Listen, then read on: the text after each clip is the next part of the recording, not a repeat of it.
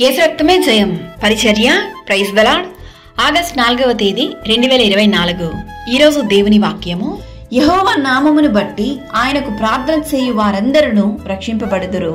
యోవేలు గ్రంథము 2వ అధ్యాయం 32వ వాక్యము. క్రీస్తునందు ప్రియ విశ్వాసులారా, యెహోవా సెలవిచ్చినట్లు సియోను కొండ మీదను యెరూషలేములోను తప్పించుకుని వారందరూ శేషించిన వారిలో యెహోవా పిలుచువారు కనబడుదురు. ఆ దినమున యెహోవా నామమును బట్టి ప్రార్థన చేయు వారందరూ రక్షింపబడుదురు. తరువాత నేను సర్వజనుల మీద నా ఆత్మను కుమ్మరింతును, మీ కుమారులను కుమార్తెలను ప్రవచనములు చెప్పుదురు అని దేవుని వాక్యం సెలవిస్తుంది.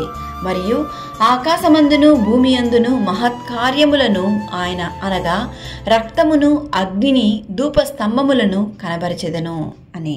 యెహోవా యొక్క భయంకరమైన ఆ మహాదినము రాకముందు సూర్యుడు తేజోహీనుడగును, చంద్రుడు రత్నవర్ణమగును.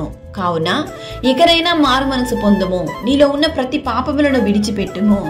ఉగ్రత దినము రాకముందు నిన్ను నీవు సరిచేసుకొనుము.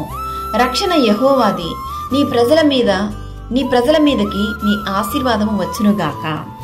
దేవుడు నా పాపములన్నిటినీ క్షమిస్తాడా? నేను ఇంత పాపంలో ఉన్నానే, ఇంత చెడు అలవాట్లకు బానిసయ్యానే, నాకు పాప క్షమాపణ దేవుని సన్నిధిలో దొరుకుతుందా అని నీలో నీవు కలవరపడుచున్నట్లయితే దేవుడు ఈ వాక్యం ద్వారా నీతోనే మాట్లాడుతున్నాడు. దేవుని యొక్క రక్షణ, విడుదల, దేవుని యొక్క సమాధానము నీకు పూర్తిగా సంపూర్ణంగా దొరకాలంటే దేవుని సన్నిధిలో ఈ దినాన నువ్వు మోకాళ్ళుని ప్రార్థించు. నీ సమస్యను కన్నీటి ద్వారా దేవుని సన్నిధిలో కుమ్మరించు. దేవుడు ఖచ్చితంగా నిన్ను రక్షించును, నిన్ను పరిశుద్ధపరచును, నీ పాపములన్నిటినీ క్షమించును. మేము రక్షణ నందునట్లు నీ ముఖ కాంతి ప్రకాశింపజేయము దేవా అని దేవుణ్ణి ప్రార్థించుము. దేవుడు నిన్ను ఆశీర్వదించి దీవించి రక్షించునుగాక. ఆమేన్. God bless you.